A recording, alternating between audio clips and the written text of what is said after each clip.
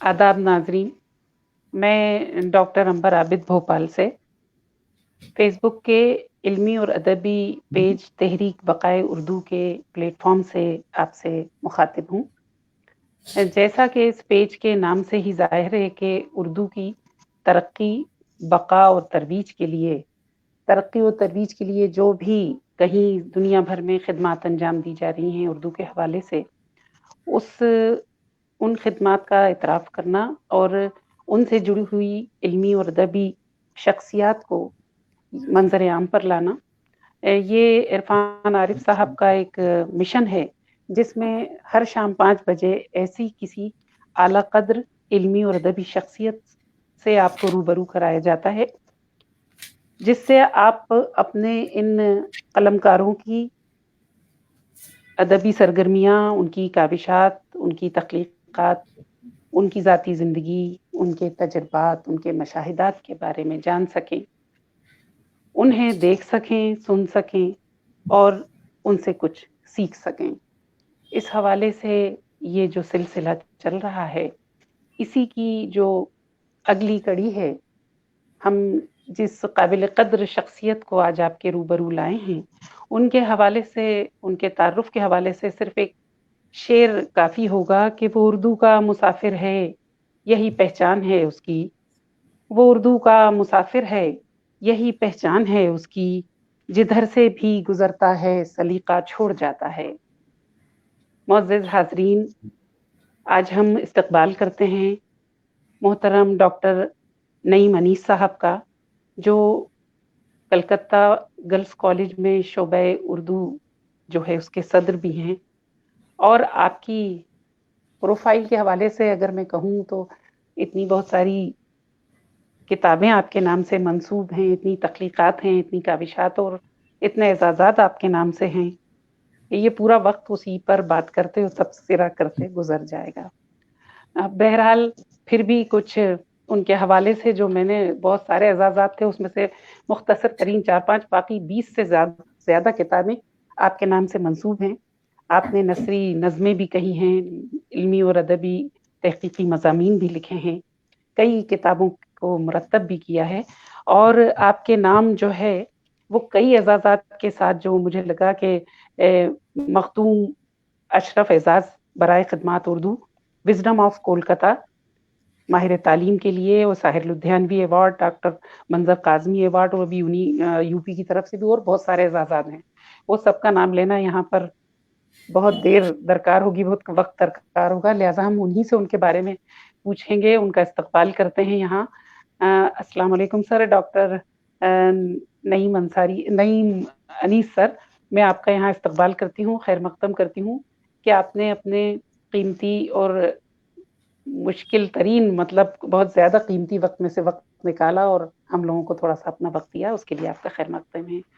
तो आप अपने हवाले से अपनी विलादत, तालीम और अपने हवाले से, अपनी शख्सियत के हवाले से खुद रोशनी डालिए। हमामतन गोश। शुक्रिया डॉक्टर अंबर साहिबा।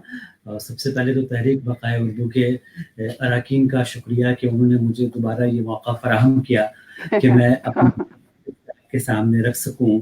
मैं शुक्रगुज़ार हूँ फ़ारूक बख्श साहब का, इरफ़ान आरिफ़ साहब का, ज़ाकिर मलिक साहब का, कि ये लोग जो इस तरीक़े से हमारा ताल्लुक़ आवाम से जोड़ रहे हैं और पूरी न सिर्फ़ हिंदुस्तान बल्कि पूरी उर्दू दुनिया के दरमियान ला के हमें हमारी बातें सुनवा रहे हैं, ये एक बड़ा काम है। इसके लिए इनकी मोहब्बतों को, इनकी मेहनतों को सलाम। और जहाँ तक आपने कहा है कि अपने बारे में कहना, तो मेरी पैदाइश कलकत्ते में हुई 19 सितंबर 1968 में। मेरे आबा व अजदाद का ताल्लुक़ यूपी के कस्बा झिंझाना से है, जो पहले ज़िला मुज़फ़्फ़रनगर में था, अब ज़िला शामली में है। ये वही झिंझाना है जहाँ के अफ़ज़ल झिंझानवी बहुत मशहूर है विकट कहानी के हवाले से। हमारे दादा जो थे मुंशी अज़ीज़ अहमद, वो उर्दू में हिसाब किताब लिखा करते थे, बही खाता जिसे कहते हैं, उसके वो माहिर थे, और उसी हवाले से कलकत्ते में उनको मुलाज़मत मिली थी। तो इस तरह से एक ख़ानदान जो है, दादा अपने बच्चों को लेके कलकत्ता आ गए थे, यानी 80 बरस क़बल, यानी झिंझाने का एक घर पूरा जो है वो उठ के कलकत्ते में आके कलकत्ते में बस गया था। मेरी जब पैदाइश हुई اور اس کے بعد جب تعلیمی سلسلہ شروع ہوا تو میرے ہی محلے کے اس مشہور اسکول میں مجھے داخل کیا گیا جس کا نام CMO ہائر سیکنڈری اسکول ہے. وہ اس حوالے سے اردو ادب میں مشہور ہے کہ اردو کی معروف شخصیتیں اس اسکول میں مدرس اعلیٰ کے فرائض انجام دے چکی ہیں. میری مراد انقلابی شاعر پرویز شاہدی، مظہر امام صاحب اسی اسکول میں استاد تھے اردو کے، پھر اعزاز افضل ہوئے، پھر قیصر شمیم ہوئے.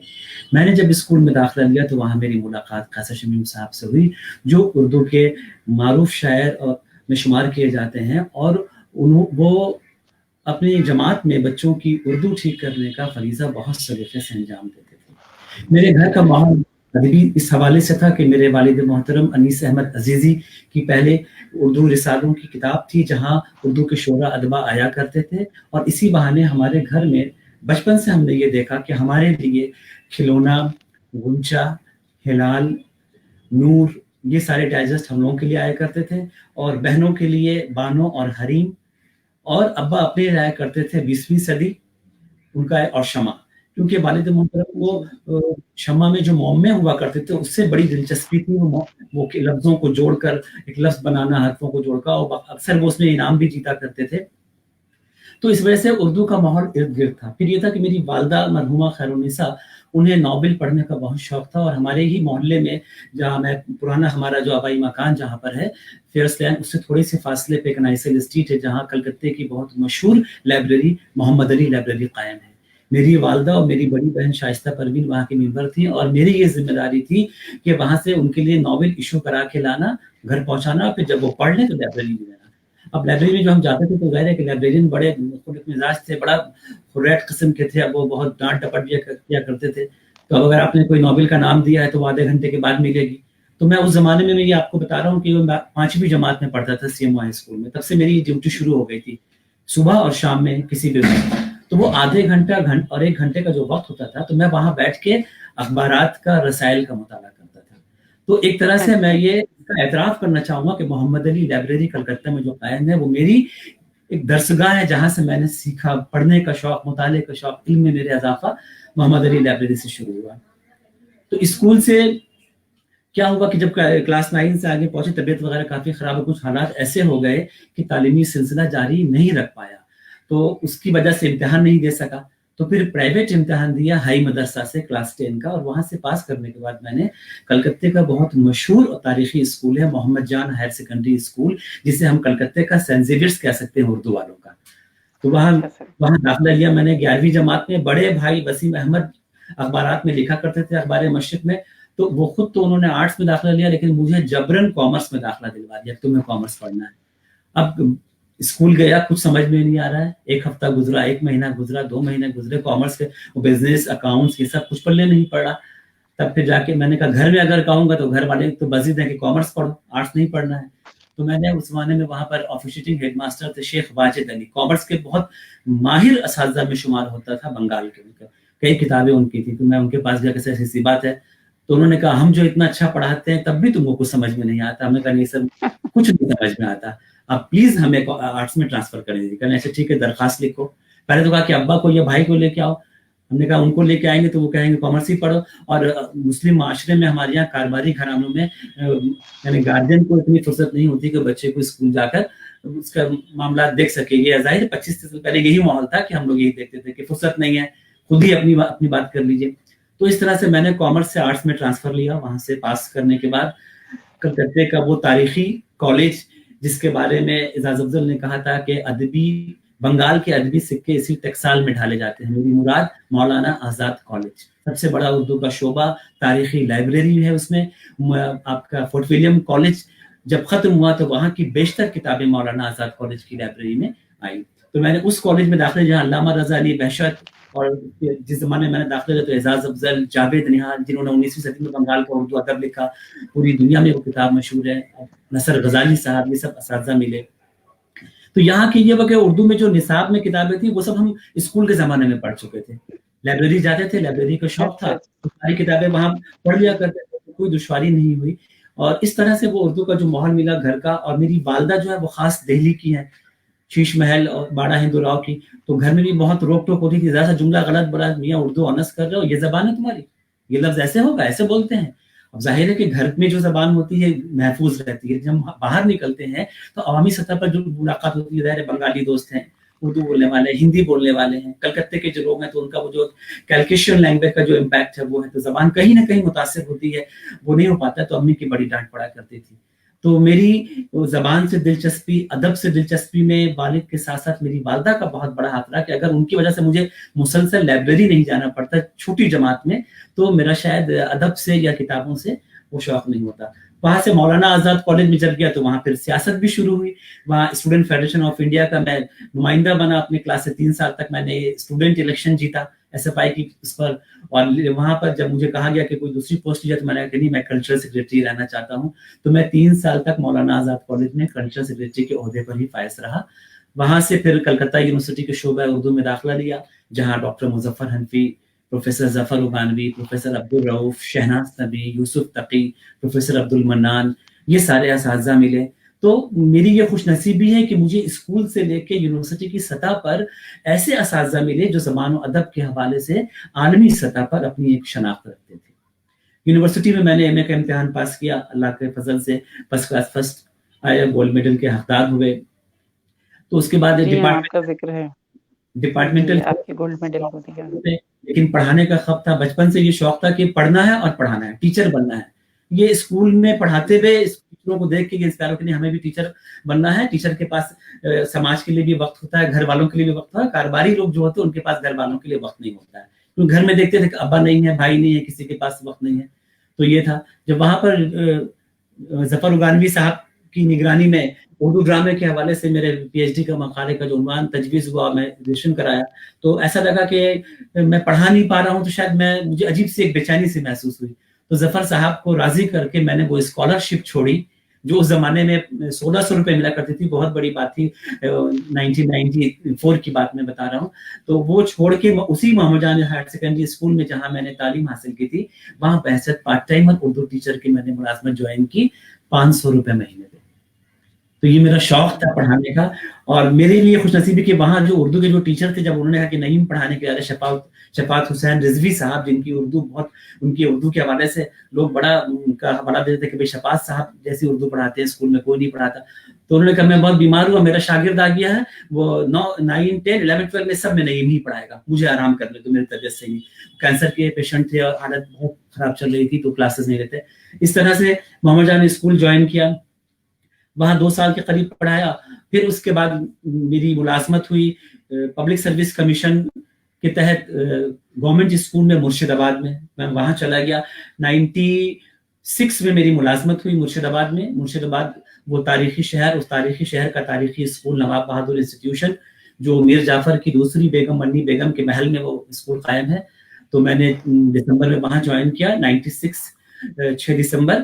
اور اس کے بعد پھر جنوری میں 97 جنوری میں کالج سروس کمیشن کا انٹرویو ہوا، تو اس میں میرا سلیکشن ہوا. اور اس طرح پھر 1997 جولائی میں مرشد آباد سے کلکتہ آیا اور کلکتہ گرلز کالج میں بحیثیت لیکچرر جوائن کیا. اور 22 سال کا عرصہ پورا ہو چکا ہے، وہیں سے وابستہ ہوں، اسی میں درس و تدریس میں کا سلسلہ جاری ہے. اس کے علاوہ شہر کلکتہ کی ایک بہت مشہور تاریخی جو ہے وہ ایک مرکز ہے، دی مسلم انسٹیٹیوٹ، جسے 1902 میں قائم کیا گیا تھا، جس کا اپنا آڈیٹوریم ہے، اپنا ملٹی جم ہے، اپنی لائبریری ہے، بہت رچ لائبریری ہے، ٹیبل ٹینس کا ہے، بلیئرڈ سیکشن ہے، نیشنل لیول پہ پلیئر ہمارے یہاں کھیلتے ہیں. تو مجھے 1990 میں پروفیسر سلمان خورشید صاحب نے مولانا آزاد کالج میں لٹریری ایکٹیویٹیز میں دیکھا، تو بحیثیت اسٹوڈنٹ میں مجھے وہاں کاپٹ کیا وہاں کی کمیٹی میں، اور مجھے ڈرامہ سب کمیٹی کا سیکریٹری بنایا. تو وہاں پر میں نے دیکھا کہ بنگال میں جو ڈرامے کو تازگی بخشی پروفیسر نیاز احمد خان نے، جب ان کا انتقال ہوا تو میں نے پہلا کام یہی کیا کہ مسلم انسٹیٹیوٹ کے آڈیٹوریم کو ان کے نام سے منسوب کیا جائے، اور مسلم انسٹیٹیوٹ کی تاریخ میں پہلی بار 3 روزہ اردو ڈرامہ فیسٹیول ہوا. یہ سلسلہ بہت اچھے. اور اس کے بعد پھر یہ سلسلہ لکھنے پڑھنے کا اخبار مشرق میں، کیونکہ میری اردو سے دلچسپی کی وجہ یہ بھی، جب میں نے 12ویں جماعت کا امتحان دیا تھا تو اس زمانے میں اخبار مشرق میں اشتہار آیا تھا کہ پروف ریڈر اور اسٹاف رپورٹر کی جگہ خالی ہے. تو میں پہنچ گیا انٹرویو دینے کے لیے. وسیم الحق صاحب اخبار مشرق کے ایڈیٹر، ابھی ان کے یعنی صاحبزادے ندیم الحق جو ایم پی بھی ہیں، اور ہمارے کالج کے اتفاق سے وہ پریسیڈنٹ بھی ہیں گورننگ باڈی کے. تو वहाँ मुलाजमत हुई, तो उन्होंने बुलाया, करने के अजीजम काम तो ये है कि उस जमाने में यूएनआई की उर्दू सर्विस तो थी नहीं, तो वो पीटीआई यूएनआई की अंग्रेजी खबरें आया करती थी, तो वो खबरों को यानी निकालना उससे और उसको एक जगह करना और वसीम साहब को देना, वो यूं खबर देखते और वो उर्दू में कहते जाते, मैं इसको लिखता रहता, ये काम था। तो मैं जब गया तो उन्होंने कहा आज ही से आप ज्वाइन कर लीजिए। मैंने कहा सर मैं तो घर में भी बताया भी नहीं, अखबार में देखा था, मैं चला आया क्योंकि मेरे भाई भी यहाँ मुसलसल मुरासला मज़ामीन लिखते रहते हैं, मैं कल आऊँगा वालिदैन से इजाज़त लेके। दूसरे दिन से मैंने वहाँ अखबार मशरिक़ की मुलाजमत ज्वाइन की। तो वसीम उल हक साहब क्योंकि बहुत तेज़ी से डिक्टेशन लेते, तो वहाँ तो लिखने की रवानी, या बाज़ लोग मुझे ये कहते हैं कि आपकी तहरीर में कहीं ना कहीं सहाफ़ियाना रंग है, तो मैं कहा वो बुनियाद वो है कि अखबार मशरिक़ की पहली मुलाजमत और वहाँ सीखना, वसीम साहब और एहसन मुफ्ताही साहब जैसे बहुत मारूफ सहाफ़ी वहाँ थे। तो मेरा काम ये था कि वसीम साहब के से डिक्टेशन लेने के बाद अदबी कॉलमों की जो डाक आई है उसको देखना, सजाना, ठीक करना, तराश करना, और मुफ्ताही साहब के साथ अदबी प्रोग्राम में, समाजी प्रोग्राम में, मजहबी प्रोग्राम में शिरकत करना। तो कई दफ़ा मुझे जमीयत उलमा हिंद की कॉन्फ्रेंस में दिल्ली भी जाना पड़ा, बस ये एहसन मुफ्ताही साहब के साथ मैं वहाँ पे गया। फिर हम लोग वहाँ से देवबंद भी गए। जिस ज़माने में मेरठ और मलियाना का फसाद हुआ, तो उस ज़माने में एहसन मुफ्ताही साहब ने एक सीरीज़ लिखी थी, हाथ में आंसुओं का कलम है। तो मैं जो देवबंद जो गया था, तो वहाँ फोटोग्राफी मैंने की थी और कुछ रिपोर्ट वगैरह तैयार की थी। तो ये मेरे बुनियादी हवाले थे। वसीम उल हक साहब, एहसन मुफ्ताही साहब, कासर शमीम साहब, मुज़फ़्फ़र हनफी साहब, मेरे वालिदैन, ये इन लोगों ने मुझे बनाया, बेहतर लिखना सिखाया, बोलना सिखाया। आज मैं जो कुछ हूँ अपने असातिज़ा, अपने बुजुर्गों, अपने दोस्तों और अपने अजीज अकारिब की दुआओं का नतीजा है, जो नईम अली साहब के सामने है, जिससे आप मुखातिब हैं। बहुत बहुत शुक्रिया। बहुत खूबसूरत आपने अपनी ज़िंदगी का खाका खींचा, और जिस तरह ये चीज़ सामने आई कि बचपन से ही आपको जो इल्मी अदबी माहौल घर से मिला, वही बराबर आपके साथ रवां दवा रहा, और आगे आपको अच्छे असातिज़ा की सरपरस्ती हासिल रही। जी हाँ, उसी की वजह है कि आज हमारे सामने एक इल्मी और अदबी शख्सियत के पैराए में आप हमारे सामने हैं। सर, आपका जो टॉपिक है वो है कि मगरबी बंगाल में जो मदारिस की ख़ास तौर से उसका जो खाका है, उसकी जो तालीम है, उसकी निस्बत से हम आपसे जानना चाहेंगे कि फ़िलहाल जो मदारिस के बारे में जब बात की जाती है, तो मदरसों के एतबार से उसकी तालीम, उसका जो निज़ाम है, उसके ऊपर एक कुछ हाल ही में कुछ सवालिया निशान खड़े हो गए हैं। और क्या है मदरसों की तालीम, क्या उसका निसाब है, और उसका क्या जो उसके पस पर्दा क्या ऐसा माहौल है, हम उसे जानना चाहेंगे। क्योंकि फ़िलहाल तो अभी देखा जाए तो जो अभी जदीद टेक्नोलॉजी है और जो इंग्लिश स्कूल्स वगैरह की बुनियाद शहरों में पड़ गई है, तो मदारिस की कहीं न कहीं अहमियत कम हुई है। लेकिन अगर मदारिस को हम तौलें, तो कहीं न कहीं मुझे इसका कनेक्शन कुछ उस तरह से लगता है कि जब जो हिंदुस्तान की, जिसे आप प्राचीन संस्कृति या तहज़ीब कहते हैं, उसमें जो गुरुकुल की हैसियत थी, जहाँ पर जो विद्यार्थी या जो तालिब इल्म जाते थे, वो चाहे किसी राजा या उससे हों, किसी मतलब ये कि राजमहल से गए हों या आम लोगों से, उनको वहाँ पर तालीम और तरबियत दी जाती थी। कुछ उसी तरह का माहौल मदारिस में भी, क्या ये उसके हम उसको बराबर समझें, या क्या है वो तालीम, और उसके ऊपर ये जो सवालिया निशान, जो उसकी एक इस वक्त इमेज खराब होकर रह गई है, वो एक तस्वीर बदल रही है। हम आपसे चाहेंगे कि आपके इसके बारे में रोशनी डालिए और हम लोगों को बताइए कि आखिर मदारिस की क्या अहम जो रोल है, वो इस तालीम और तदरीस में कहाँ तक बुनियादी रूप से जुड़ा हुआ है। जी जी, शुक्रिया। मैं ये नहीं मानता कि मदारिस की अहमियत ख़त्म हो गई है। मदारिस की अहमियत रोज़े अव्वल से थी और रोज़े आखिर तक कायम रहेगी। ये एक अटल हकीकत है। इसको हम सबों को खुले दिल से एतराफ़ करना चाहिए और उसकी अहमियत को समझना चाहिए। मैं इस मामले में बहुत खुशनसीब हूँ कि मैं हिंदुस्तान की एक ऐसी रियासत में रहता हूँ कि जहाँ मदारिस में बहुत सेकुलर माहौल है, जहाँ मदारिस में सिर्फ मुस्लिम तलबा नहीं है, गैर मुस्लिम तलबा भी पढ़ते हैं, और यहाँ जो खुली फ़ज़ा है, बंगाल के लोगों की जो खुली सोच है, जो बुलंद ख़याली है, वो पूरे हिंदुस्तान के लिए एक मिसाल है।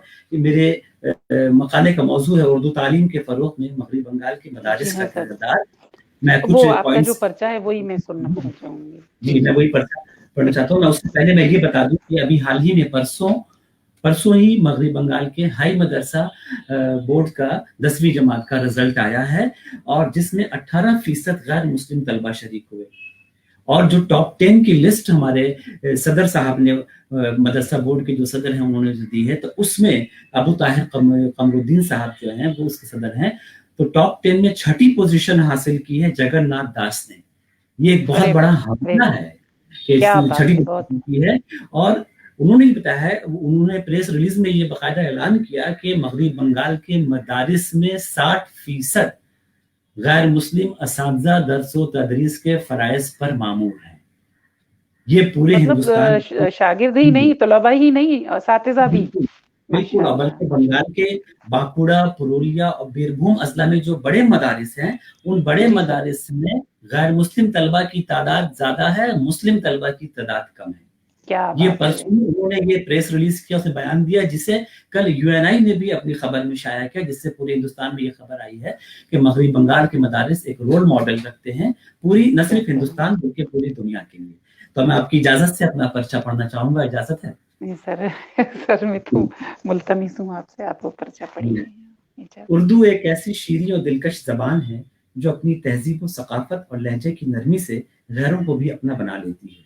ये इसकी दिलकशी नहीं तो और क्या है कि इसके चाहने वाले पूरी दुनिया में फैले हुए हैं, जिनमें से बेशतर की मादरी जबान उर्दू नहीं है, लेकिन वो उर्दू को अपनाने में फख्र महसूस करते हैं। ये उर्दू के जिंदा जबान होने का सबूत है। ये जबान बरसहा बरस उरूज व ज़वाल की गर्दिशों से गुजरने के बावजूद खारदार वादियों को भी गुलजार बनाती चली गई। इस हकीकत से इनकार नहीं किया जा सकता कि उर्दू ज़बान व अदब के फ़रोग़ में रियासती, कौमी और बैनुल अक़वामी सतह पर कॉलेजेस, यूनिवर्सिटी के साथ साथ मदारिस ने भी अहम किरदार अदा किया है और उर्दू की बका व तरवीज का हिस्सा बने हैं। कौमी सतह पर अगर हम निगाह डालें तो इस खुशगवार हैरत से दो चार होते हैं कि असर हाजिर में मुल्क की बेशतर जामियात के शोबे उर्दू में एक खासी तादाद ऐसे तलबा की है जिन्होंने मदरसों में उर्दू बहसियत इख्तियारी मज़मून पढ़ा और फिर उर्दू से इनके अंदर न सिर्फ दिलचस्पी पैदा हुई बल्कि इसे आला तालीम के हुसूल का जरिया बनाने को उन्होंने अपनी तरजीहात में रखा। ये भी हकीकत है कि मदारिस के फारिगीन जब उर्दू में आला तालीम हासिल करने के लिए जामियात का रुख करते हैं तो ये देखकर हैरत होती है कि वो उर्दू ज़रिया तालीम से फारिग होने वाले तलबा के मुकाबले में किसी भी लिहाज से कम नहीं, बल्कि सच तो ये है कि बाज़ औक़ात उनकी मालूमात रिवायती तालीम वाले उर्दू तलबा के मुकाबले में ज़्यादा बेहतर नज़र आती है। मगरबी बंगाल में ये अमर उर्दू की बका के लिए यकीनन खुशाइंद है कि इन मदारिस से फारिग होने वाले अक्सर तलबा की मादरी ज़बान बंगला होने के बावजूद उर्दू ज़बान की लताफत व नज़ाकत के असीर होकर वो इसे दिलो जान से कबूल करना बाइस इफ्तिखार समझते हैं। मगरबी बंगाल मदरसा निज़ाम तालीम की अपनी एक अलग अहमियत और मुनफरिद शनाख्त है। रियासत के तमाम अजला में जूनियर मदरसा, हाई मदरसा और सीनियर मदरसा निज़ाम तालीम की अपनी एक अलग अहमियत और मुनफरिद शनाख्त है। रियासत के तमाम अजला में जूनियर मदरसा, हाई मदरसा और सीनियर मदरसा कायम है, जहाँ मगरबी बंगाल के महकमा तालीम की निगरानी में तैयार शुदा निसाब के तहत दर्स व तदरीस का सिलसिला निहायत खुश उसलूबी के साथ अंजाम दिया जा रहा है। जब हम मगरबी बंगाल की सतह पर मदारिस की सूरत हाल का जायजा लेते हैं तो हमें इस बात का इल्म होता है कि इन मदारिस में तलबा बिला तफरीक मजहब व मिल्लत ज़ेवर तालीम से आरास्ता हो रही हैं। इसका एक अहम सबब यह भी है कि मगरबी बंगाल के बहुत सारे अजला में दूर दूर तक कोई सरकारी, नीम सरकारी या गैर सरकारी दर्सगाहें नहीं है। इसके बरक्स मदारिस जगह जगह कायम है जहाँ सेकुलर माहौल में आला तालीम का मुनासिब इंतजाम है। यही वजह है कि इन अजला के रहने वाले गैर मुस्लिम तबके के अफराद भी अपने बच्चों को मदारिस में इल्म हासिल करने के लिए भेजने में कोई आर महसूस नहीं करते। मगरबी बंगाल की ये मदारिस हिंदुस्तान की सेकुलर रिवायत के साथ साथ गंगा जमनी तहजीब की जीती जागती मिसाल पेश करते हैं। मगरबी बंगाल के मंजूर शुदा मदरसों का एक मस्बत पहलू इनका सबके लिए खुला, ओपन टू ऑल होना है। मुख्तलिफ समाजी, मुआशी और तहजीबी पस मंजर से ताल्लुक रखने वाला पसमानदा हो या आला कोई भी तालिब इल्म इन मदरसों में दाखिला लेकर अपनी तालीमी तशनगी को दूर कर सकता है। इसलिए मगरबी बंगाल मदरसा एजुकेशन बोर्ड के तहत निज़ाम तालीम से फैज़याब होने वाले तलबा में से 40% गैर मुस्लिम भी हैं। ये बात भी खुश आइंद है कि मगरबी बंगाल के इन मदारिस में दर्स व तदरीस का फरीज़ा अंजाम देने वाले असातिज़ा बेशतर गैर मुस्लिम हैं। ये हमारी लसानी और कौमी यकजहती की एक रोशन مثال ہے۔ قومی حق تعلیم رائٹ ٹو ایجوکیشن کے تحت یہ مدارس اپنے طلبہ کو مفت اور لازمی تعلیم دینے میں کوئی کسر نہیں چھوڑتے، اور ان کی کوشش یہ ہوتی ہے کہ طلبہ کو ایک بہتر ماحول میں درس و تدریس سے جوڑا جائے۔ اس سلسلے میں BBC اردو سروس کی نامہ نگار سنیتا نائر نے ایک رپورٹ بعنوان مدارس میں ہندو طلبہ کا مستقبل تیار کی تھی، جس میں انہوں نے مغربی بنگال کے منظور شدہ مدارس کے غیر مسلم بچوں اور ہیڈ ماسٹروں کی رائے دریافت کی۔ اس ضمن میں نارا پیٹاوات پارا ہائی مدرسہ کے ہیڈ ماسٹر محمد سفر علی کی رائے ملاحظہ فرمائیں۔ یہاں ہندو اور مسلمان اقتباس ہے ان کا جو انہوں نے بیان دیا تھا، یہاں ہندو اور مسلمان طلبہ کو بالکل اسی طرح تعلیم دی جاتی ہے جیسا کہ مغربی بنگال کے کسی بھی سیکنڈری اسکول میں دی جاتی ہے۔ تعلیمی نصاب، اساتذہ کی تقرری اور ادارے کا انتظام سبھی کچھ عام اسکولوں کی طرح ہے، صرف سینئر کلاسوں میں مذہبی تعلیم پر زور دیا جاتا ہے جبکہ جونیئر کلاسوں میں ایسا نہیں ہے۔ اسی طرح عزیزیہ ہائی مدرسہ کے طالب علم سنندہ کھویا مذہب اسلام کے متعلق اپنی مثبت رائے اس طرح بیان کرتے ہیں: میں نے پیغمبر اسلام کی حیات کا مطالعہ کیا ہے، ان کی تعلیمات میں تعصب اور نفرت سوال ہی نہیں پیدا ہوتا۔ اسی مدرسے کی چند ہندو طالبات موہانا مکھرجی، میناکشی منڈل اور شیاملی داس کا کہنا ہے کہ ان کو مدرسے میں کبھی بھی کسی قسم کے تعصب یا تفریق کا سامنا نہیں کرنا پڑا۔ وہ لوگ اپنے اساتذہ کی بہت پسندیدہ طالبات رہی ہیں۔ اسلام کا مطالعہ کرنے کے بعد ان سبھی کی نظریات میں اسلام اور مسلمانوں کے بارے میں بہت مثبت تبدیلی آئی ہے، اور یہ لوگ محسوس کرتے ہیں کہ وہ عملی زندگی میں پیش رہیں گے۔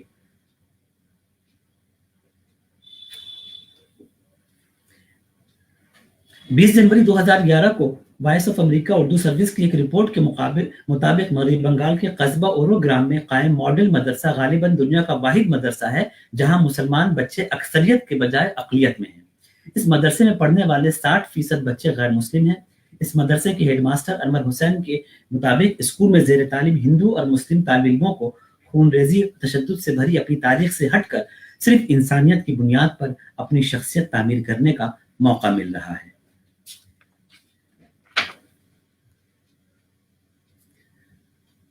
مغربی بنگال مدرسہ ایجوکیشن بورڈ کے ذریعے منظور شدہ یا ملحقہ مدارس میں اسی نصاب کے تحت تعلیم دی جاتی ہے جو مغربی Bengal board of secondary education یا مغربی Bengal council for higher secondary education سے ملحقہ اسکولوں میں رائج ہے۔ مغربی بنگال میں اس وقت منظور شدہ مدارس کی تعداد 614 ہیں، جن میں اردو ذریعہ تعلیم والے مدارس کی تعداد 16 ہے، جبکہ کوئی سرکاری مراعات نہ پانے والے الحاق شدہ مدرسوں کی تعداد 234 ہے۔ ان میں صرف 2 مدرسے اردو ذریعہ تعلیم والے ہیں۔ اردو اور بنگلہ مدارس کی شرح میں زبردست فرق کے باوجود یہ امر قابل ذکر خوش آئند ہے کہ بنگلہ ذریعہ تعلیم والے مدرسوں میں بھی اردو بحیثیت ایک اختیاری مضمون لینے کی اجازت ہے۔ ان مدرسوں کے علاوہ مغربی بنگال بورڈ آف مدرسہ ایجوکیشن کی نگرانی میں ریاست کے مختلف مقامات پر مدرسہ شکشا کیندر MSK اور شیشو شکشا کیندر SSK کی شاخیں بھی قائم ہیں، جن کی ریاست بھر میں تعداد 457 ہے۔ ان میں اردو میڈیم MSK کی تعداد 13 ہے، جبکہ اردو میڈیم SSK کی تعداد 11 ہے۔ مغربی بنگال کے مختلف اضلاع میں منظور شدہ مدارس کی تقسیم کے لیے میں نے جو گراف تیار کیا تھا وہ دکھا رہا ہوں کہ یہاں تو بتانا ممکن نہیں ہے، لیکن پورا اس کا جائزہ ہے کہ 10 سال کا کہ کتنے اسٹوڈنٹ ہیں، ان کے کیا نتائج ہیں۔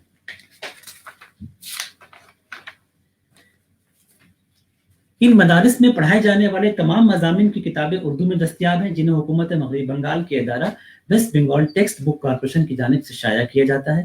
پہلی جماعت سے 8ویں جماعت تک کے طلبہ و طالبات کو نئے تعلیمی سال کے آغاز ہی میں حکومت کی جانب سے نہ صرف مفت کتابیں فراہم کی جاتی ہیں بلکہ کتابوں کا بیگ، ڈائری، کاپیاں، یونیفارم ڈریس اور جوتوں کے علاوہ سائیکل بھی مفت دی جاتی ہے۔ 9ویں جماعت سے 12ویں جماعت کے طلبہ کو ماہانہ 100 روپے بطور وظیفہ دیا جاتا ہے۔ مغربی بنگال میں مدرسہ نظام تعلیم پورے ملک کے لیے رول ماڈل کی حیثیت رکھتا ہے۔ ان مدارس کے فارغین کو حکومت کی جانب سے یکساں مراعات و حقوق حاصل ہیں۔ حالیہ چند برسوں میں حکومت مغربی بنگال کی جانب سے ریاست کے مختلف اضلاع میں 14 انگریزی ذریعہ تعلیم والے مدارس بھی قائم کیے گئے ہیں، جن میں سے 12 مدرسوں میں باقاعدہ تعلیم کا آغاز ہو چکا ہے اور 2 مدرسے جلد ہی اپنے تعلیمی سفر کا آغاز کرنے والے ہیں۔ یہ مدارس شہر کولکتہ کے نامور انگریزی درسگاہوں کے طرز پر چلائے جا رہے ہیں، جن میں اردو اور بنگلہ بحیثیت اختیاری مضمون لیے جا سکتے ہیں۔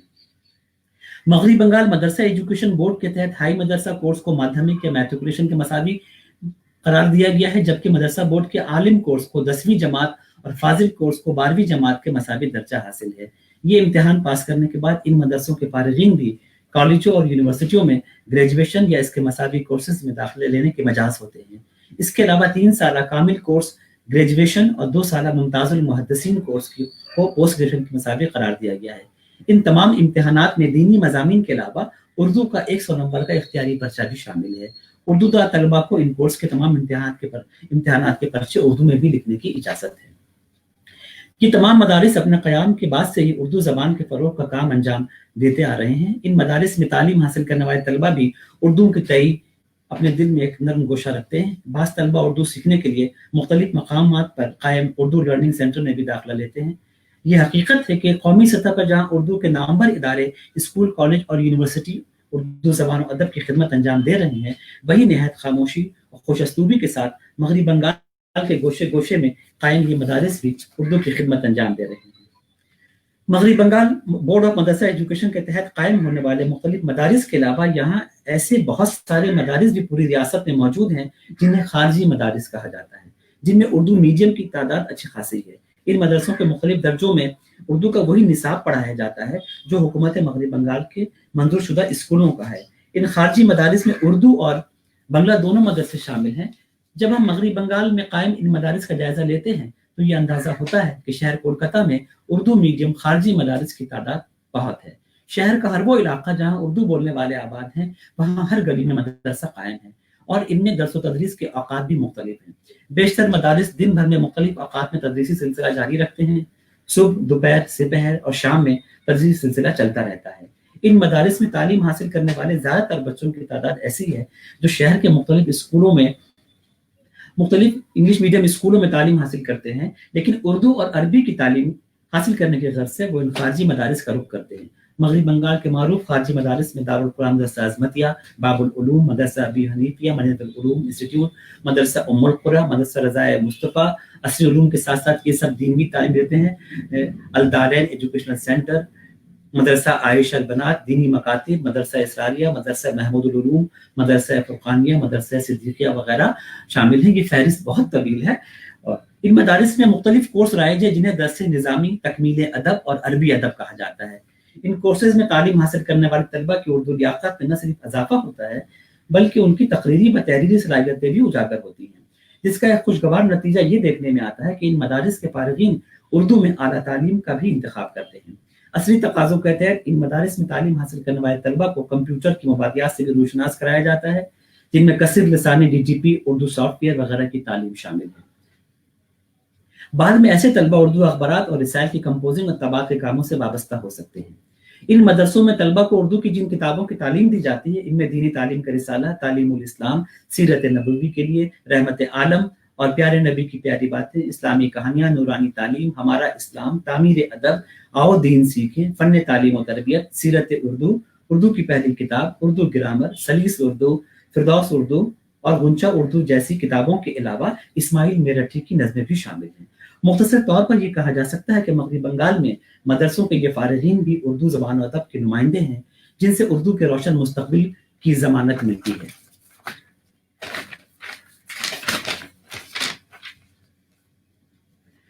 हाल ही में सेक्रेटरी साहब ने ये बताया कि यूनिसेफ के ताउन से मुसलसल प्रोग्राम कराए जा रहे हैं, जदीद निज़ाम तालीम मदरसे में नाफिज किया जा रहा है, स्मार्ट क्लास का सिलसिला वहाँ शुरू हो गया, नए हॉस्टल बनाए जा रहे हैं, तलबा को खुद कफील बनाने के लिए मुख्तलिफ कोर्स कराए जा रहे हैं और इन साल हाई मदरसा के इम्तिहान में कुल तलबा की तादाद 51,136 थी, जबकि गैर मुस्लिम तलबा की तादाद 5,738 थी।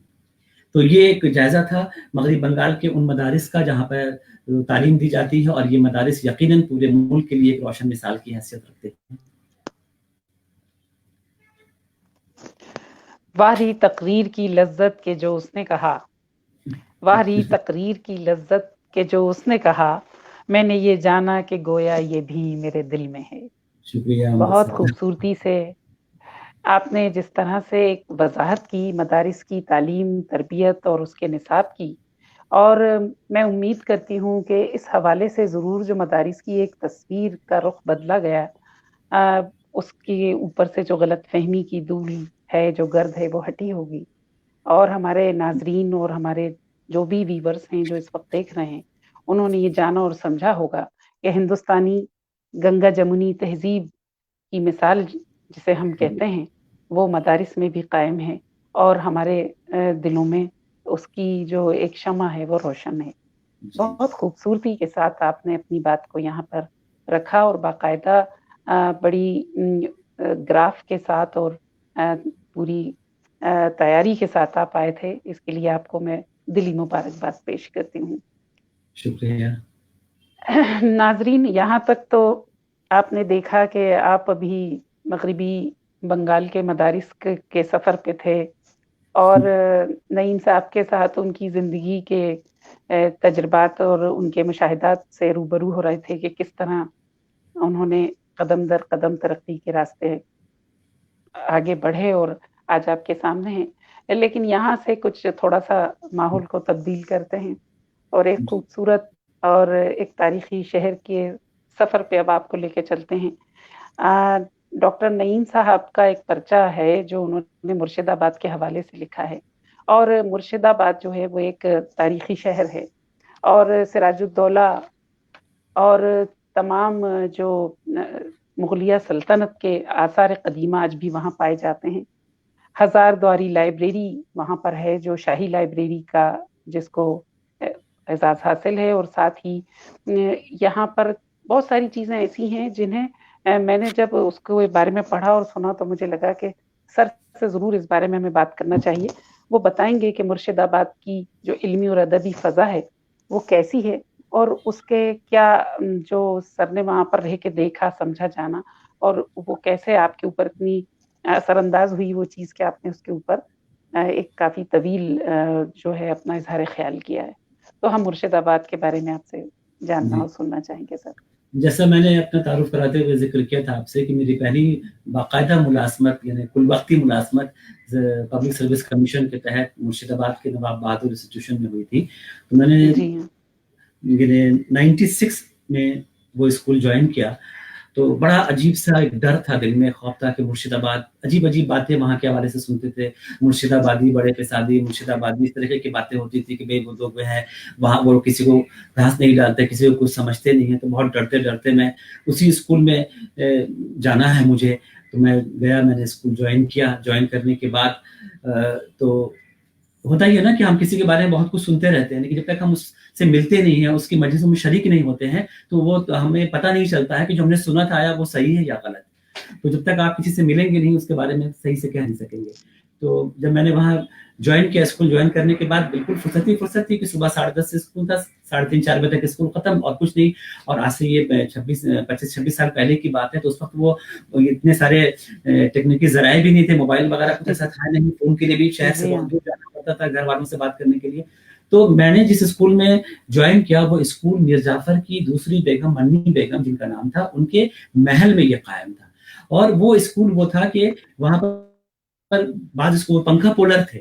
पंखा पोलर क्या थे, पुराने ज़माने में होता था कि हॉल के अंदर पंखा लगा हुआ है और एक मज़दूर जो एक आदमी बैठा है वो पंखा चल रहा है, वो खींच रहा है, पंखा चल रहा है। अच्छा, तो उस जी। स्कूल में क्लासरूम में ये सिस्टम था उस ज़माने से। कम क्लासरूम में वो बिजली के पंखे थे, ज़्यादातर में वो पंखा पोलर बैठा करते थे, बाहर से वो खींच रहे हैं और हम लोग क्लास से पढ़ा रहे हैं। एक ये था। दूसरी बात है कि उसी स्कूल में मुगलिया सल्तनत में जो एक मुगल शहजादों की तालीम और तरबियत के लिए अतालिक़ की एक पोस्ट हुआ करती थी कि एक अतालिक़ हैं, वो उनके शब और रोज़ के मामलात देखते हैं, उन्हें ज़िंदगी के तकाज़े समझाते हैं, उठने-बैठने के आदाब सब कुछ। तो वहाँ पे अतालिक़ की पोस्ट थी और उसमें एक हॉस्टल है जिसका नाम है निज़ामत हॉस्टल, जो आज भी है। अच्छा, तो निज़ामत ख़ानदान के जो लोग हैं, 200 एकड़ से ज़ायद ज़मीन पर वहाँ किला निज़ामत है, उसमें मुख्तलिफ़ मोहल्ले हैं, मुख्तलिफ़ छोटे-छोटे किले हैं, जिनमें आज भी वहाँ सिराजुद्दौला और मीर जाफ़र के जो ख़ानदान के लोग हैं, वो आबाद हैं और अलग-अलग नाम है उस मोहल्लों के। उर्दू बाज़ार है, कहीं आपका अमानीगंज है, कहीं आपका यानी रौनक अफ़ज़ा है मोहल्ले का नाम। तो उर्दू आबादी जो है वो किला निज़ामत के अंदर ही है और ज़्यादातर पढ़ने वाले वही हैं, या तो वो जो उनका ताल्लुक शाही ख़ानदान से है या फिर एक और तबका वहाँ पे आबाद है जिसे हम ईरानी कहते हैं। यानी नवाब ने अपने दौर में ईरानियों को इस बात कहते थे कि वो आ जाएँ यहाँ तिजारत करें, तो वो पत्थरों का कारोबार करते हैं, वो फ़ारसी बोलते हैं घर में। बिल्कुल वो रवानी के साथ उनके यहाँ फ़ारसी बोली जाती है। तो वही बच्चे उर्दू पढ़ने आते हैं या निज़ामत ख़ानदान के जो बच्चे हैं। तो मुझे देख के शुरू में बड़ा अजीब सा लगा, किसी क्लास में उर्दू में 12 बच्चे, किसी में 10 बच्चे, किसी में 6 और तो मालूम हुआ कि जो ज़्यादातर लोग शहर चले जाते हैं, वहाँ पढ़ रहे हैं। तो शाम के बाद ये हुआ कि जब मेरे लिए बिल्कुल पहला इत्तेफ़ाक था क्योंकि वो इलाका अहले तशा का इलाका है, शिया हज़रात वहाँ ज़्यादा हैं, उनकी आबादी ही ज़्यादा है बल्कि। तो शाम होते ही जब होता तो मुख्तलिफ घरों से और इमाम बारगाहों से इसकी आपकी मातम की, सोस की, सलाम की आवाज़ें आने लगती। तो मेरे लिए बिल्कुल एक नया तजुर्बा था। तो मैं घर से निकल के वहाँ बाहर सुना करता था। वो दर्द भरी आवाज़ें, वो सोस, वो बिल्कुल उसमें वो पढ़ा करते थे। तो एक मुझे ये एहसास हुआ कि जब ये चीज़ है तो यहाँ शेर व शायरी और अदब भी ज़रूर होता होगा। तो मैंने वहाँ लोगों से मिलना शुरू किया जो नवाब खानदान के लोग थे। नवाब जानी मिर्ज़ा जो एमएलए भी रहे और उनको बोलपुर से संगीत सम्राट का अवार्ड भी मिला हुआ था, जो शायर थे। रज़ा अली साहब थे जिन्होंने पीएचडी कलकत्ता यूनिवर्सिटी से पीएचडी की, मगरबी बंगाल यानी मुर्शिदाबाद, दबिस्तान मुर्शिदाबाद की अदबी खिदमत। मैं इन लोगों से मिला तो ये देखा कि यहाँ काम हो रहा है, लेकिन कलकत्ते वाले हम लोग बिल्कुल वाकिफ नहीं है इनसे। तो मैंने उसी जमाने में उन लोगों का इंटरव्यू लेना शुरू किया और अखबार मशरिक में एक सीरीज शुरू की।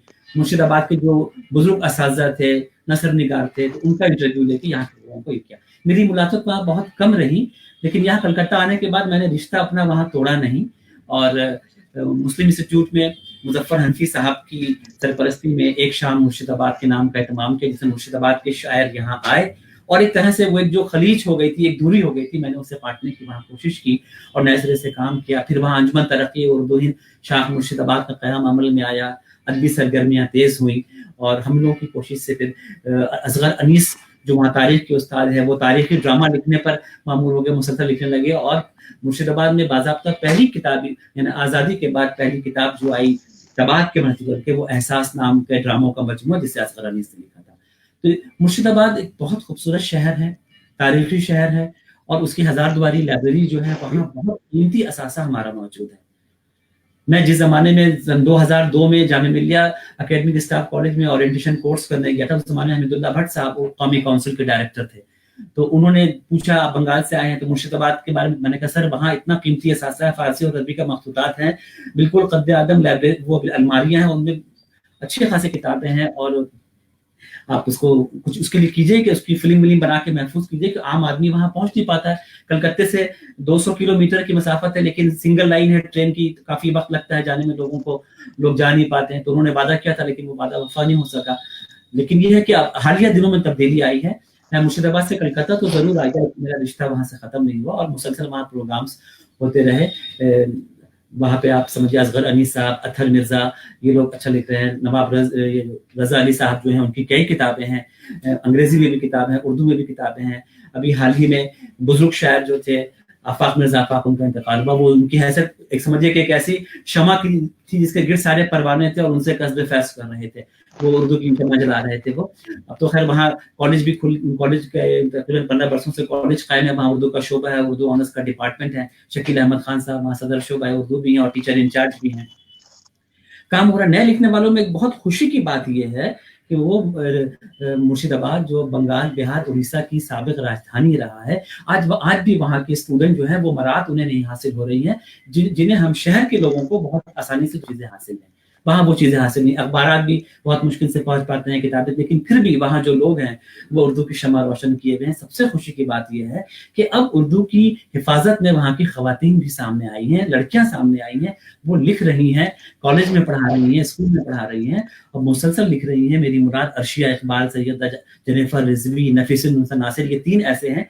अभी आपका वर्ल्ड उर्दू अकेडमी जो है ख्वाजा इकरामुद्दीन साहब की, उन्होंने इंटरनेशनल सेमिनार किया था रिसर्च स्कॉलर का, तो उसमें मुर्शिदाबाद से इन्होंने नुमाइंदगी की। तो ये बड़ी बात है कि एक दूर अफ्तादा इलाका जो बिल्कुल उर्दू आबादी से कटा हुआ है, वहाँ की लड़कियाँ इंटरनेशनल सेमिनार में पढ़ रही हैं। तो ये कह सकते हैं कि मुर्शिदाबाद जो तारीखी शहर है, जो तहजीब का शहर है, अदब का शहर है, इखलाक का शहर है, वहाँ आज भी उर्दू जिंदा है और नई नस्ल जो है उसमें फ़हीम मिर्ज़ा है, उसमें ये सारे लोग हैं।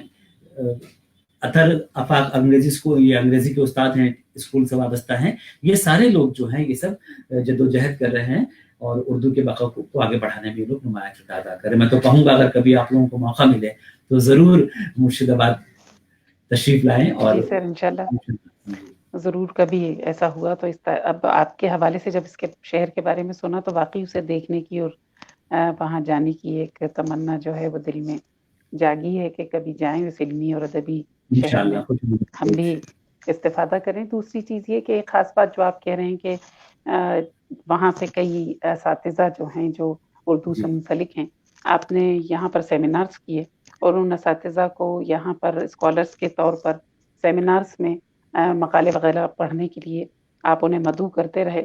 اور ایک یہ آپ کی زندگی کا شاید ایک لمبا جو سفر ہے اس میں بھی آپ نے یہ برابر اس بات کے لیے میں آپ کو مبارکباد پیش کرتی ہوں کہ جتنے سیمینارز ہوئے اس میں آپ نے جو بھی اسکالرس کو بلایا اور جو موضوع چنے اور جن موضوع کا انتخاب کیا ان کو باقاعدہ اپنی کتابی شکل میں مرتب کیا اور اس کو اس کے بڑے خوبصورت مقدمے لکھ کر اور اس کے اوپر روشنی ڈال کر اس کو محفوظ کر دیا. ورنہ اگر ایک مقالہ نگار ایک اسکالر آتا ہے اور وہ اگر اپنا مقالہ کہیں یونیورسٹی میں یا کسی کالج میں پڑھ کے جاتا ہے تو اس کی کوئی اتنی اہمیت نہیں ہوتی, لیکن اگر وہ ایک کتابی شکل اختیار کرتا ہے تو ظاہر ہے کہ وہ محفوظ ہو جاتا ہے. یہ آپ کی ایک اتنی بڑی اردو کے حوالے سے خدمت ہے جو ایک تاریخ بنے گی انشاءاللہ آگے. اب جہاں تک اردو سے جو میں سن رہی ہوں اتنی دیر سے اور یہ برابر محسوس کر رہی ہوں کہ اردو کے حوالے سے اور نئی نسل کے حوالے سے آپ کے دل میں ایک خاص دلچسپی ہے اور آپ چاہتے ہیں کہ اردو کی ترقی ترویج اور بقا میں برابر کچھ نہ کچھ کام ہوتا رہے. اس سلسلے میں آپ سے پوچھنا چاہوں گی کہ میں نے آپ کے پروفائل میں دیکھا کہ ایک سہمائی رسالہ بھی آپ نکالتے ہیں فکر و تحریر. تو اس رسالے کے کو نکالنے کے پیچھے اتنی آپ کی بزی لائف ہے, اتنا بزی شیڈیول, اس کے باوجود آپ نے ایک رسالہ بھی اس کا ایڈیٹر ہونا, اس کو سنبھالنا بہت مشکل کام ہے, لیکن آپ اس سے بھی جڑے ہوئے ہیں. تو کچھ اس پہ روشنی ڈالیے کہ آپ نے اس رسالے کو شروع کرنے کے پیچھے کیا آپ کی کا خیال تھا, کیا سوچ رہی؟ جی دیکھیے, اصل میں ایسا ہے کہ ہر شخص کی یہ خواہش ہوتی ہے ہم جو لکھ رہے ہیں وہ پکی روشنائی میں عوام کے سامنے جائے. لیکن بہت تکلیف کی بات ہے کہ ہم لوگ جب طالب علم تھے یونیورسٹی وغیرہ میں تو ہم لوگ کو مواقع میسر نہیں آئے. اخبارات نے تو شائع کیا, اب بھی رسالوں نے کوئی لفٹ نہیں دی. میں نے بھیجا, منظور بھی ہوا, لیکن پھر وہ چھپا بھی نہیں. تو کئی تکلیف کیا ہے کہ ہمارے جو سینئر سٹیزن ہیں انہوں نے ہائی جیک کر رکھا ہے ادبی رسالوں کو اور نئی نسل کو معاف کیا. تو مجھے بڑی تکلیف ہوتی تھی کہ ایسا کیا ہے کہ ہم خراب لکھ رہے ہیں, آپ چھاپیے, آپ اصلاح کیجیے ہماری, آپ سے سیکھ کے ہم آگے بڑھیں گے. کوئی ظاہر ہے کہ ایک دن میں تو کوئی بہت بڑا رائٹر نہیں بن پاتا, لیکن ادبی رسالوں نے کبھی بھی موقع نہیں دیا. یہاں تک کہ میرا کوئی مضمون بھی کبھی نہیں چھپا بنگال کے ادبی رسالوں میں. تو یہ مجھے یہ فکر لاتے کہ نئے لکھنے والے ہیں, اور اب جو نیا سلسلہ آ رہا ہے UGC کا کہ اس میں آپ کے انٹرویو میں یہ سب میں شرط لگا دی جا رہی ہے, پروموشن میں شرط ہو رہی ہے کہ آپ کے مقالے شائع ہوں. تو اسی کے تحت کیونکہ میری ایک بزم افضل کے نام سے جو 2005 میں ہم لوگوں نے قائم کی تھی اعزاز افضل صاحب کی وفات کے بعد, تو اس سے ہم لوگ ریگولر ادبی پروگرام کرتے تھے. پھر یہ طے پایا کہ اسی کے تحت کیوں نہ ایک پرچہ نکالا جائے.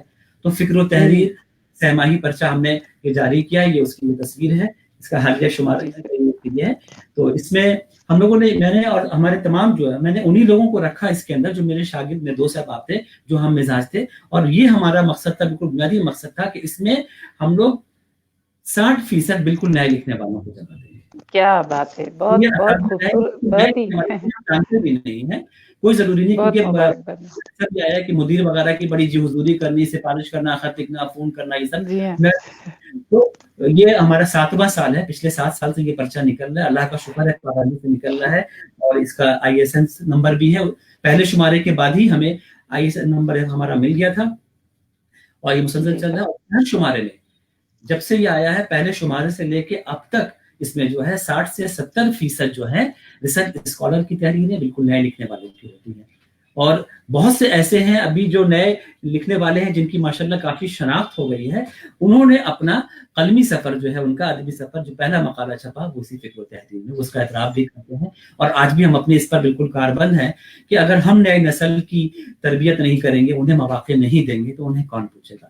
جو ہمارے ساتھ ہوا, ہمیں جس کمی کا احساس شدت سے ہوتا رہا, کم سے کم ہماری نئی نسل, ہمارے بعد کے جو بچے ہیں, وہ انہیں اس کا احساس نہیں ہو. تو ہمارا پرچہ انہی کے لیے ہے. آپ کو جان کے یہ بہت حیرت ہوگی, 2018 میں ہم نے ایک اس کا خاص شمارہ نکالا تھا, ریسرچ اسکالر نمبر, اور اس کی رہنمائی مسلم انسٹیٹیوٹ کے کمپیوٹر ہال میں ہوئی تھی. اور سب سے بڑی اس کی خوبی یہ تھی اس تقریب کی کہ صدارت ریسرچ اسکالر نے کی, رسم رونمائی ریسرچ اسکالر نے کی, مہمان خصوصی ریسرچ اسکالر, اظہار خیال کے لیے ریسرچ اسکالر, اور کچھ ہمارے سینئر تھے. تو بالکل ایک ایسی, اس میں آپ کا حیدرآباد سے, JNU سے, دہلی یونیورسٹی سے ریسرچ اسکالر آئے تھے, اور ان کے ہاتھوں یہ پرچہ ریلیز ہوا تھا. ہم ان کے اندر ایک اعتماد پیدا کرنا چاہتے ہیں کہ سینئر اساتذہ کے ساتھ وہ بیٹھے, وہ سیکھے, کل کو انہیں یہ سارا کام کرنا ہے. تو ان کی تربیت کی ذمہ داری بھی تو ہمارے اوپر ہے. ہم جوابدہ ہوں گے, اگر وہ صحیح نہیں کر رہے ہیں تو ہماری جواب ہوگی کہ ہم نے کیا کیا. सिर्फ ये तो नहीं कि हमें मोटी सी तनख्वाह मिली, हम घर चाहें, कहीं से कहीं ज़मीर भी कुछ कहता है कि जब जिस ज़बान की रोटी आप खा रहे हैं उस ज़बान के साथ इंसाफ कीजिए, उसके फ़रोग़ के लिए नई नस्ल नहीं रहेगी तो फिर ये उर्दू का मुस्तक़बिल किनके हवाले जाएगा। तो इसी वजह से तहरीक पाबंदी से ये चल रहा है। और 2018 में बांग्लादेश गया था, तो वहां पर मैंने देखा, जब बांग्लादेश जाने से पहले ये समझ रहा था कि बांग्लादेश में उर्दू नहीं है, बांग्लादेश में क्या उर्दू, लेकिन बांग्लादेश के शोबा उर्दू ने इंटरनेशनल सेमिनार के मुझे वहां बुलाया, तो मैंने देखा कि वहां तो उर्दू ऑनर्स भी है, एमए भी है, एमफिल भी है, पीएचडी भी है, राजशाही में उर्दू है, ढाका यूनिवर्सिटी में है। अभी हाल ही में उन्होंने 100 साल जश्न मनाया शोबा उर्दू का और ढाका यूनिवर्सिटी का। तो वहां भी मैंने ये देखा कि वहां पे भी शोबा उर्दू में जो तलबा पढ़ रहे हैं वो सब उर्दू सीख के आ रहे हैं मदारिस से वहां पे, और वहां के मदारिस में दारुल उलूम देवबंद और नदवतुल उलमा का निसाब पढ़ाया जाता है, वहां उर्दू भी वो सीखते हैं। तो ये फिर मैंने वहां से आने के बाद बांग्लादेश पर का एक खुसूसी शुमारा फिक्र तहरीर का निकाला, वहां के राइटरों की तहरीरें, गजलें, अफसाने, मज़ामीन, वहां कितनी किताबें शाया हुई करके वो निकाला, तो ये ताकि लोगों को मालूम हो कि भाई बांग्लादेश में उर्दू है, ऐसा नहीं है। और बांग्लादेश में उर्दू के मुहाफिज वो लोग हैं जिनकी मादरी जबान बांग्ला है। ये बहुत खुशाइन बात है, वो उर्दू के सिपाही हैं जिनकी मादरी जबान बांग्ला है, क्योंकि वहाँ जितने असातिज़ा हैं सबकी मादरी जबान बांग्ला है जो उर्दू पढ़ा रहे हैं। जी हाँ जी। तो इस जो आपका जो एक ये जज्बा है उर्दू के लिए, मैं इस जज्बे को सलाम करती हूँ, और ये एक बहुत खुशकुन बात है, एक बहुत कि जो असातिज़ा हैं, जो किसी एक जिनकी अपनी एक पहचान है, इल्मी और अदबी शख्सियात हैं, जो जिनकी अपनी एक मंजर आम पर अपनी एक शनाख्त है, ये जिम्मेदारी बिल्कुल उनकी बनती है कि नई नस्ल के लिए वो राहें हमवार करें, उनका की हौसला अफजाई करें, उनकी रहनुमाई करें, उनकी सरपरस्ती करें, वरना आने वाले वक्त में ये जो अगर चिराग बुझे तो फिर दूर तक अंधेरा है। जी। इसके लिए बहुत ज़रूरत है इस बात की कि इनकी रहनुमाई और हौसला अफजाई हो। और ये बात आपने बिल्कुल सही कही कि नए लिखने वालों को जब, क्योंकि उनकी अपनी कोई शनाख्त नहीं है, इसलिए उन्हें मौका नहीं मिलता रसाइल में, मैगजीन में, क्योंकि उनका अपना कोई नाम या उनकी अपनी शनाख्त नहीं है। लेकिन वही सवाल फिर वहीं आ जाता है घूम के कि जब कोई काम करेंगे ही नहीं तो तजुर्बा कहाँ से होगा? पहले काम दीजिए फिर तजुर्बा मांगिए, लेकिन आप बगैर काम दिए अगर तजुर्बा मांगेंगे तो फिर नई नस्ल क्या जवाब देगी? अगर हमें उर्दू के चिराग रोशन करना है तो हमें उसके लिए कहीं ना कहीं अपने दिलों में गुंजाइशें पैदा करना होंगी, इनके लिए राहें हमवार करना होंगी। बिल्कुल बिल्कुल, और उनको भी। जी हाँ। अच्छा सर, अब यहाँ तक तो जो कुछ हमने देखा और समझा कि उर्दू के हवाले से जो आपकी खिदमात हैं वो एक मुसलसल जहद मुसलसल की तरह आपकी जो जिंदगी है वो सामने आ गई हमारे, और ये बहुत खुशी की बात है कि इस हवाले से एक बहुत अच्छा मैसेज आज हमारे नाजरीन को मदारिस के हवाले से, मुर्शिदाबाद के हवाले से, नई नस्ल की जो आप रहनुमाई कर रहे हैं, सरपरस्ती कर रहे हैं, उस हवाले से पहुंचा। लेकिन कहीं ना कहीं इक़्तिदार की जो बदलती हुई नौइयत है, कहीं ना कहीं हम ये जानते हैं कि जो नई नस्ल है इसमें कहीं ना कहीं हमारी जो बुनियादी कदरें थी वो गिरी हैं, कम हुई हैं, या तालिब इल्म, या मैं भी खुद तालीम और तदरीस से मुंसलिक हूँ, और ज़ाहिर जी हाँ, और आपके और मेरे रुतबे में ज़रूर फ़र्क है, लेकिन तालिब इल्मों से जो सामना हमारा आपका दोनों का यकसा है हो रहा है। तो ये जो बदलता हुआ वक्त है, बदलती हुई तहजीब है, इसके लिए जो बच्चों में आज हम ये देखते हैं कि बहुत जल्दी उनकी मोरल वैल्यूज जिन्हें हम कहते हैं कि वो डाउन हो रही हैं, या बहुत जल्दी वो इरिटेट हो जाते हैं, इसकी क्या वजह होगी? कहीं इसके लिए आप क्या राय देना चाहेंगे? कुछ हम आपसे इस बारे में एक माहिर तालीम की हैसियत से ये सवाल करना चाहेंगे। देखिए, इस माहौल से और ऐसे हालात से पूरी दुनिया के लोग दो चार हैं।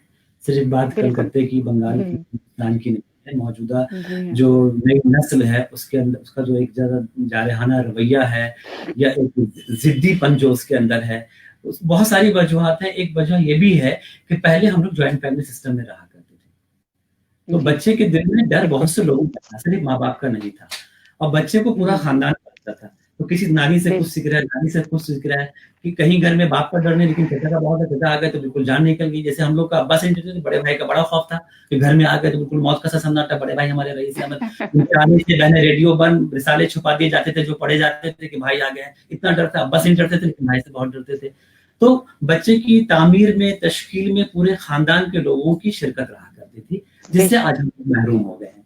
आज क्या जो वर्किंग पेरेंट्स हैं, पेरेंट्स चले गए काम पे, घर में बच्चा किसके पास है, आया के पास है।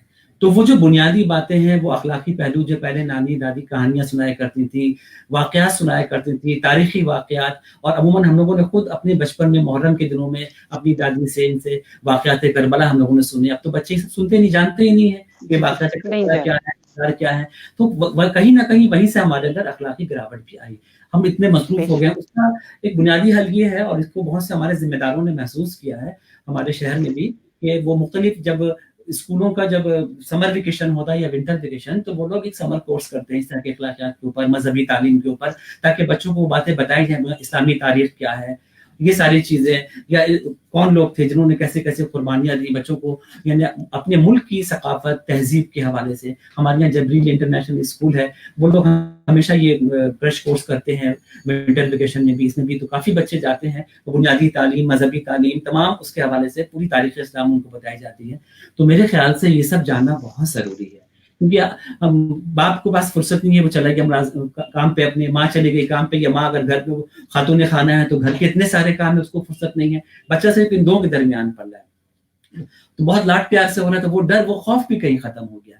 जो पहले जमाने के बच्चों के अंदर डर खौफ था, वो आज वो डर खौफ नहीं, क्योंकि बहुत स्कूलों में भी जो माहौल हो गया है कि ऐसे ऐसे कानून नाफिज कर देंगे, बच्चे को आप मारिए नहीं, ये नहीं कीजिए, उसका मोरल डाउन हो जाएगा, जोर से मत डांटिए, ये नहीं कीजिए। तो असातिज़ा भी डरते हैं, एक दो बार का मालूम है बच्चे ने बहुत पलट कर सख्त जवाब दे दिया, तो भाई अपनी इज्जत आफियत में रहे। तो यही पहले ये नहीं था, पहले ये कि असातिज़ा को पूरी जाती कि जिस तरीके से चाहे वो तरबियत दें बच्चे को, डांट के, मार के, प्यार से। तो अभी सब कानूनी बंदियां, हदबंदियां आ गई हैं, और फ्लैट सिस्टम में हम लोग रहने लगे हैं, तो बस आप हैं और आपका बच्चा आपके साथ है।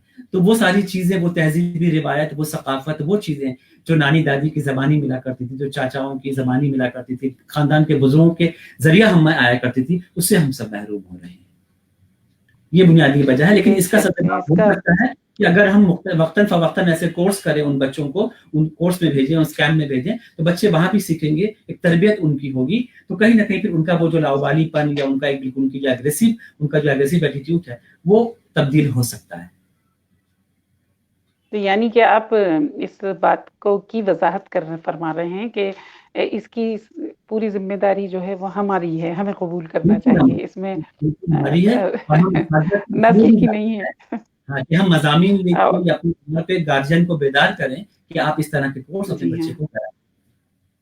बेशक ये बहुत ज़रूरी भी हो जाता है। और दरअसल दूसरी चीज़ ये है कि ये जब से जॉइंट फैमिलीज का जो एक निज़ाम ख़त्म हुआ, और घर में एक या दो बच्चे हैं, ज़्यादातर एक बच्चा, उसकी बेजा ज़रूरियात को पूरा करना, और अपनी मसरूफियात की अपनी मसरूफियात का बदल इस तरह कर देना कि उसकी बेजा ज़रूरियात को मान लेना, या उसे मोबाइल दे दिया, या उसके लिए उसकी उस तरह की कुछ इस तरह की चीज़। हाँ, तो उसका नतीजा ये हुआ कि ज़ाहिर है कि वो जो बुनियादी इक़दार थी हमारी, जो हमारी रिवायत थी, हमारी तहज़ीब, हमारा तमद्दुन, वो कहीं ना कहीं पीछे छूटा है। और इसमें जो ये मेरा ख्याल ये कि जो ये नस्ल है, ये तो खुद काबिल रहम है इस वक्त, कि इसको वो चीज़ जो हम लोगों ने अपने बचपन में अपने जो घर के जो दूसरे दीगर हमारे रिश्तेदार साथ होते थे, उनके साथ जिन मोहब्बतों में परवरिश पाई और जिन इक़दार को सीखा, वो इन लोगों को हासिल ही नहीं है। तो फिर हम इनसे क्यों उम्मीद करें? लेकिन हाँ, कोशिशें की जानी चाहिए, रास्ते दिखाए जाना चाहिए, और इस तरह से हाँ, नरमी के साथ उनके साथ कोशिश ये होना चाहिए कि कहीं ना कहीं उनके लिए नए रास्ते खुलें, और वो भी अपनी बुनियादी जो तहजीब व तमद्दुन है उससे उनकी वाक़फ़ियत हो। और इस जगह आकर आप कोई और ऐसा कोई पैगाम देना चाहेंगे जो एक या दो लाइन में हो, और इस नस्ल के लिए और जो नाज़रीन हैं उनके लिए आपके हवाले से? क्योंकि मैं उर्दू का एक मामूली तालिब इल्म हूँ, उर्दू पढ़ता और पढ़ाता हूँ, तो मैं उर्दू के हवाले से ये कहना चाहूँगा कि उर्दू एक तहज़ीब का नाम है, एक ज़बान का नाम नहीं है। तो उस तहज़ीब को बचाने के लिए ये हम उर्दू वालों की ज़िम्मेदारी है कि हम सामने आएँ, हम अपने बच्चों को उर्दू सिखाएँ। ठीक है, वो किसी भी Bangla medium, English medium, Hindi medium में पढ़े, लेकिन آپ کو کیونکہ آپ کی تہذیب آپ کی ثقافت ہماری پوری سب چیز ہمارا مذہبی سرمایہ سب سے زیادہ اسی زبان میں موجود ہے. اگر ہمارا بچہ اردو نہیں سیکھتا ہے تو وہ ان تمام چیزوں سے محروم ہو جاتا ہے. تو ہمارے گھر سے ہماری تہذیب ہماری ثقافت ہماری روایت بہت اچھی اخلاقیات جو ہے سب ختم ہو جائے گی اگر ہم نے یہ کام نہیں کیا. تو ضرورت اس بات کی ہے کہ اردو کی بقا میں آگے آئیں, اردو پڑھیں, اردو پڑھائیں, اردو سیکھیں, اردو کے فروغ میں حصہ لیں. یعنی کہ نہیں ہے نا امید, نہیں ہے نا جی امید اقبال اپنی کشت ویراں سے, نہیں ہے نا امید اقبال اپنی کشت ویراں سے, ذرا نم ہو تو یہ مٹی بڑی زرخیز ہے ساقی.